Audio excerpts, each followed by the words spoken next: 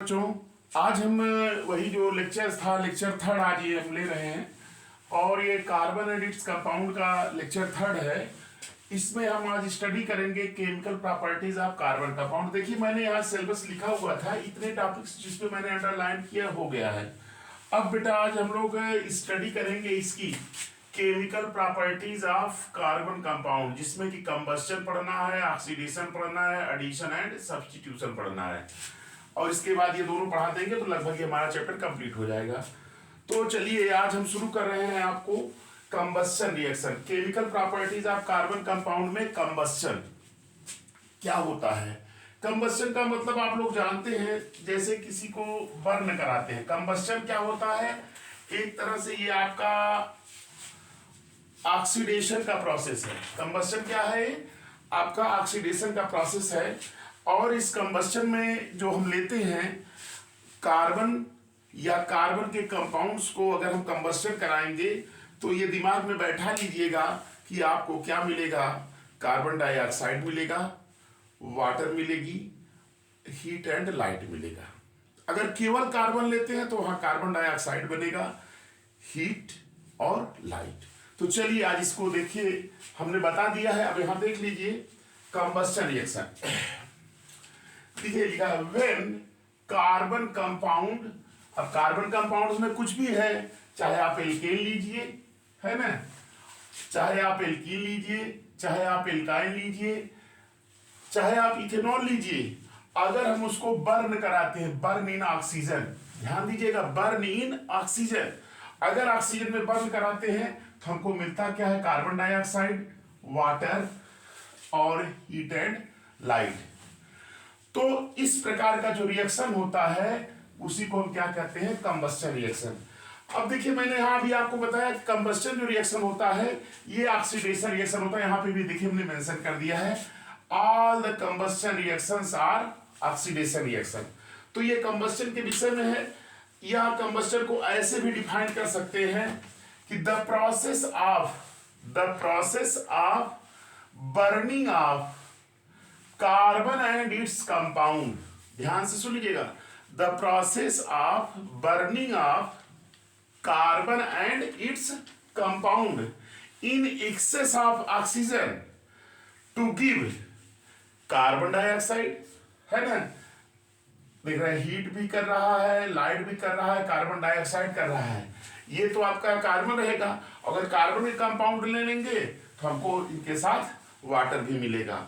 तो इसी को ही क्या कहते हैं, कंबस्शन रिएक्शन। तो देखिए definition, the process of burning of carbon and its compound in excess of air to produce heat, light and carbon dioxide. Also water is also generated if we take the methane, ethylene, ethanol, ethane, ये सब लेते हैं तो हमको water भी मिलता है। तो इसी को क्या कहते हैं, इस कार्ड कंबस्शन रिएक्शन। ये कंबस्शन रिएक्शन है। कंबस्शन का मतलब होता है आप जलाना। आप जानते हैं कार्बन को जलाएंगे तो कार्बन डाइऑक्साइड बनेगा, और कार्बन के कंपाउंड्स अगर ले लेंगे तो carbon dioxide, water, heat and light मिलेगा। तो ये था कंबस्शन रिएक्शन के विषय में। चलिए अब रिएक्शन से समझ लीजिए। देखिए यहां देख रहे हैं कार्बन है ना, एक्सेस ऑफ ऑक्सीजन लिए, इसको बर्न कराए, कार्बन डाइऑक्साइड मिल गया, हीट मिल गई एंड लाइट। ये कंबस्शन रिएक्शन है। फिर हमने आपका मीथेन लिया, मीथेन है, ऑक्सीजन है, बर्न कराए, carbon dioxide, water, heat and light. Ethylene है, जिसको कि आईयूपीएसी में एथीन कहते हैं, एथीन है, ऑक्सीजन बर्न कराए, carbon dioxide, water, heat and light. Ethanol है, बर्न कराए, carbon dioxide, water, heat and light. Ethane है, वही है, बर्न कराए, carbon dioxide, water, heat and light. तो इस तरह से आपका क्या था ये रिएक्शन, कंबस्शन। और कंबस्शन रिएक्शन जो है केमिकल प्रॉपर्टी है किसकी, कार्बन कंपाउंड्स की। ये समझ में आ गया होगा। अब बेटा देखिए दूसरा शुरू कर रहे हैं, दूसरी प्रॉपर्टी देख रहे हैं ना, कंबस्शन है, कंबस्शन के बाद ऑक्सीडेशन है। ऑक्सीडेशन आप जानते हैं, अगर कहीं पे भी ऑक्सीडेशन आता है तो ये जानते हैं कि ऑक्सीडेशन की जो डिफिनीशन होती है, ऑक्सीडेशन जो होता है आपके सिलेबस में मेंशन है, addition of oxygen is called oxidation. ये आपकी इसमें addition of oxygen is called oxidation. देखिए एडिशन ऑफ, ऐसे यहां पे लिख देते हैं, यहां से क्लियर रहेगा, यहीं पे लिख दे रहे हैं इधर। देखिए यहां देख लीजिए, यहां पे देख रहे हैं, यहां पे लिख दे रहे हैं addition of oxygen is called oxidation.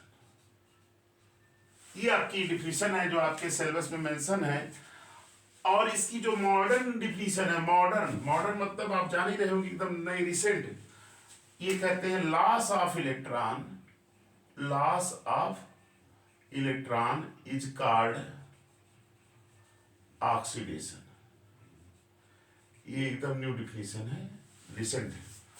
Electron का लॉस करना ऑक्सीडेशन का रहता है, एडिशन ऑफ ऑक्सीजन। चलिए अब ऑक्सीडेशन की स्टडी करते हैं। ध्यान से सुन लीजिए, देखिए हमने यहां लिख दिया है addition of oxygen to any substance, किसी सब्सटेंस में ऑक्सीजन का जुड़ जाना। Addition of oxygen to any substance is known as oxidation. इसको क्या कहते हैं? ऑक्सीडेशन कहते हैं। अगर किसी सब्सटेंस में ऑक्सीजन जुड़ता है तो चलिए देख लीजिए, यहां लिखा है ना addition of oxygen to any substance is called oxidation. एक पॉइंट और याद रखिए, ऑब्जेक्टिव क्वेश्चन में पूछा जा सकता है कि बेस रिएजेंट क्या होते हैं। आप देख रहे हैं एल्कलाइन KMnO4 को क्या कहते हैं? Base reagent.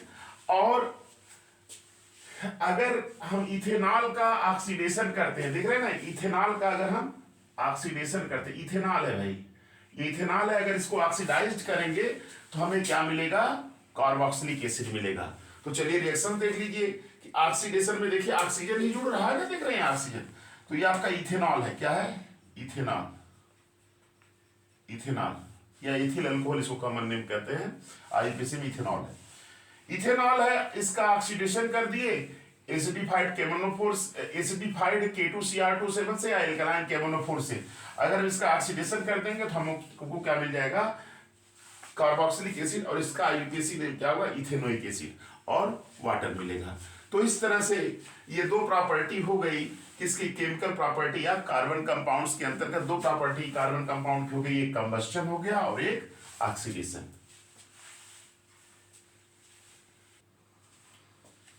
देखिए आपका ये अगला प्रॉपर्टी है कार्बन कंपाउंड की, chemical property of carbon compound की तीसरी प्रॉपर्टी है एडिशन। एडिशन का मतलब आप जानते हैं कॉम्बिनेशन से ही है एडिशन। एडिशन रिएक्शन किसे कहते हैं? जैसे दो रिएक्टेंट हैं आपस में रिएक्शन करें और उनके रिएक्शन से हमको सिंगल प्रोडक्ट का फॉर्मेशन हो। याद रखिएगा, सिंगल प्रोडक्ट का फॉर्मेशन हो तो ऐसे रिएक्शन क्या कहलाते हैं? Addition reaction. तो कार्बन कंपाउंड की ये प्रॉपर्टी है, हमने यहां देखिए लिखा है those reactions in which two reactants combine and form single product is called addition reaction. Single product जब बनने लगेगा दो रिएक्टेंट के कॉम्बिनेशन से तो रिएक्शन एडिशन रिएक्शन होता है। इस प्रकार का रिएक्शन वे कंपाउंड देंगे जिसमें कार्बन डबल बॉन्ड कार्बन पाया जाएगा, ट्रिपल बॉन्ड पाया जाएगा, कार्बन डबल बॉन्ड ऑक्सीजन पाया जाएगा। इस प्रकार के कंपाउंड जो है एडिशन रिएक्शन को शो करेंगे। जैसे आपका एल्कीन है, एल्काइंस है, एल्डिहाइड है, कीटोन्स है, ये सब क्या देंगे? एडिशन। देखिए एल्कीन्स, एल्काइंस, एल्डिहाइड, कीटोन्स, ये सब क्या देंगे? Addition reaction. इनमें जो है सिंगल प्रोडक्ट का फॉर्मेशन होगा। तो जैसे कुछ एग्जांपल्स हमने लिख रखा है यहाँ पे, एथीन है, देखिए डबल बॉन्ड आया, कार्बन डबल हाइड्रोजन से रिएक्ट कराया, इथेन बन गया, ये सैचुरेटेड हो गया, अनसैचुरेटेड था। एथीन है, ब्रोमीन से रिएक्शन कराया, रेडिश ब्राउन था, ये आपका क्या होगा? कलरलेस हो जाएगा। उसका आईयूपीएसी नेम आप लोग करिए, आईयूपीएसी नेम याद आ रहा है कि नहीं? देखिए 1,2 डाइब्रोमो इथेन है ना, पहले पे ब्रोमीन दूसरे ब्रोमीन 1,2 डाइब्रोमो इथेन। तो ये रेडिश ब्राउन है, आपका ये प्रोडक्ट बन गया सिंगल।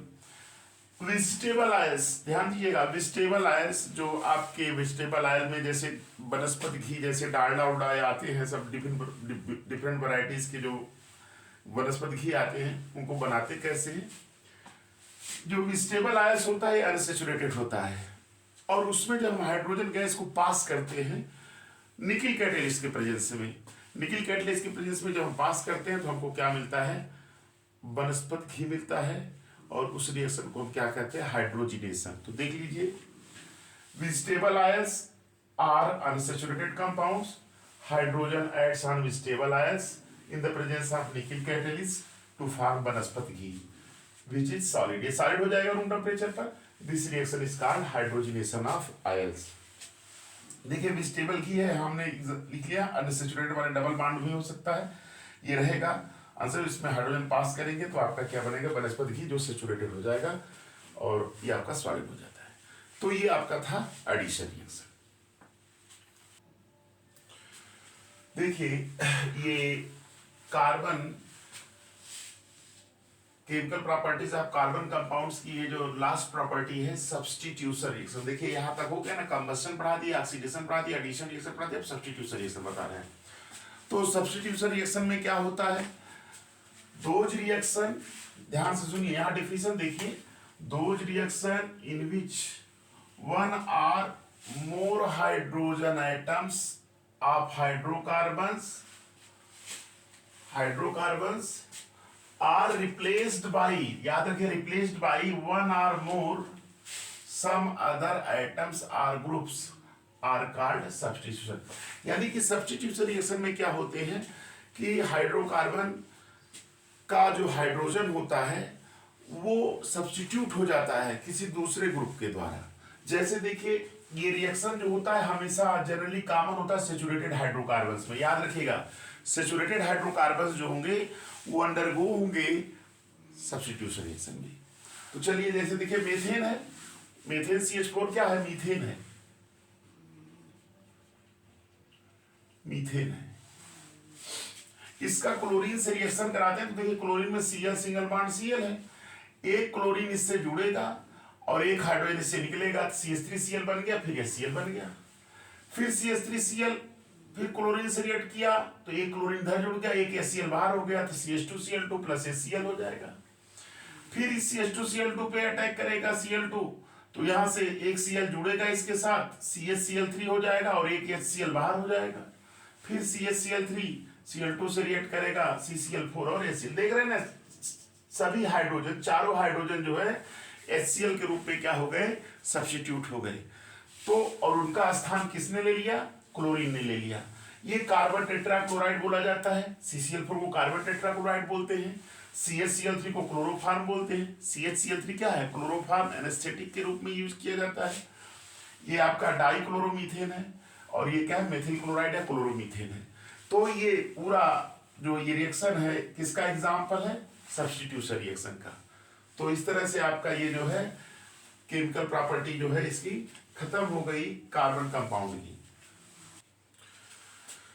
बच्चों देखिए आगे हम उसी के आगे पढ़ा रहे हैं। आपका जो कार्बन कंपाउंड्स हैं, जो इंपॉर्टेंट कंपाउंड्स आपको पढ़ने हैं उनकी केवल प्रॉपर्टी पढ़नी है। और वो कंपाउंड है, एक इथेनॉल है और एक क्या, इथेनोइक एसिड है। ये आईयूपीएसी नेम है, इसको एसिटिक एसिड कहते हैं, इसका आईयूपीएसी नेम इथेनोइक एसिड होता है। इसको एथिल अल्कोहल कहते हैं, इसका आईयूपीएसी नेम इथेनॉल होता है। तो इनकी प्रॉपर्टीज हमको पढ़नी है और इनके यूज। तो प्रॉपर्टीज देखिए, प्रॉपर्टीज में देखिए फिजिकल प्रॉपर्टी, कलरलेस होता है, ये वोलेटाइल लिक्विड होता है, having pleasant smell and burning taste. इसका जलाएंगे तो तुरंत जलने लगेगा, बर्निंग टेस्ट। इसका बॉइलिंग पॉइंट 351 केल्विन होता है या 78 डिग्री सेल्सियस होता है। ये वाटर में सॉल्युबल होता है और ये हाईली इन्फ्लेमेबल लिक्विड है। कौन, इथेनॉल। ये प्रॉपर्टी इथेनॉल की है। चलिए केमिकल प्रॉपर्टी की बात करते हैं। अभी पढ़ाए थे आपको कंबस्शन, जब भी इसका कंबस्शन करेंगे तो हमको कार्बन डाइऑक्साइड, वाटर और हीट और लाइट प्राप्त होगी। तो देखिए इथेनॉल है, ऑक्सीजन के प्रेजेंस में इसका कंबस्शन करा रहे हैं, carbon dioxide, water, heat and light बन रहा है। फिर देखिए अगली प्रॉपर्टी ऑक्सीडेशन। इथेनॉल का अगर ऑक्सीडेशन करते हैं तो हमको इथेनोइक एसिड मिलता है, ये भी अभी पढ़े थे। इथेनॉल का ऑक्सीडेशन की एल्कलाइन KMnO4 से चाहे एसिडिफाइड K2Cr2 7 से कराएंगे तो हमको इथेनोइक एसिड प्राप्त होगा। अगली प्रॉपर्टी है रिएक्शन विथ मेटल। मेटल से रिएक्शन अगर कराएंगे तो सोडियम एथॉक्साइड और हाइड्रोजन बनेगा। तो देखिए इथेनॉल है, सोडियम से रिएक्शन करा, यहाँ से हाइड्रोजन निकल जाएगा और आपका ये सोडियम एथॉक्साइड बन जाएगा। डिहाइड्रेशन, डिहाइड्रेशन का मतलब होता है कि वाटर का निकलना। वाटर जब रिलीज होता है इथेनॉल से तो आपको एल्कीन मिलेगी। देख लीजिए रिएक्शन, इथेनॉल है, कंसंट्रेट H2SO4 के प्रेजेंस में इसको हीट किए हैं, गर्म किए हैं, तो आपका क्या होगा, यहाँ से वाटर निकल जाएगा और ये एथीन बन जाएगा, एल्कीन बन जाएगा। अगली प्रॉपर्टी है एस्टरिफिकेशन। एस्टरिफिकेशन क्या होता है, एस्टर का बनना एस्टरिफिकेशन कहलाता है। कैसे होता है देख लीजिए, ये इथेनोइक एसिड है, ये इथेनॉल है। इस इथेनॉल का रिएक्शन हम इथेनोइक एसिड से जब कराएंगे तो हमें क्या मिलेगा, ये एस्टर मिलेगा। क्या मिलेगा, एस्टर। एस्टर जो बन रहा है, इसीलिए इस रिएक्शन को हम क्या कहते हैं, एस्टरिफिकेशन। CH3COO2H5 को क्या कहते हैं, एस्टर, ये एस्टरिफिकेशन। तो ये पूरी प्रॉपर्टी थी किसकी, इथेनॉल की। आ जाइए अगला कंपाउंड जो है इथेनोइक एसिड है, इसकी प्रॉपर्टी की चर्चा कर दें। प्रॉपर्टी में फिजिकल कलरलेस लिक्विड होता है, हैविंग सॉर टेस्ट, खट्टा होता है, और बॉइलिंग पॉइंट इसका 391 केल्विन होता है, और सॉल्युबल ये वाटर में होता है। अब देखिए केमिकल प्रॉपर्टीज, ये एस्टरिफिकेशन वाली प्रॉपर्टी यहां भी लिख सकते हैं।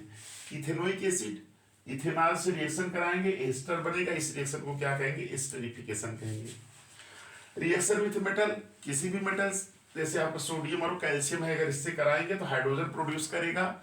देखिए CH3COOH है, Na से कराएं तो सोडियम एसीटेट बन गया और हाइड्रोजन गैस निकल गई। कैल्शियम से कराएंगे तो कैल्शियम एसिटेट और हाइड्रोजन बन जाएगा।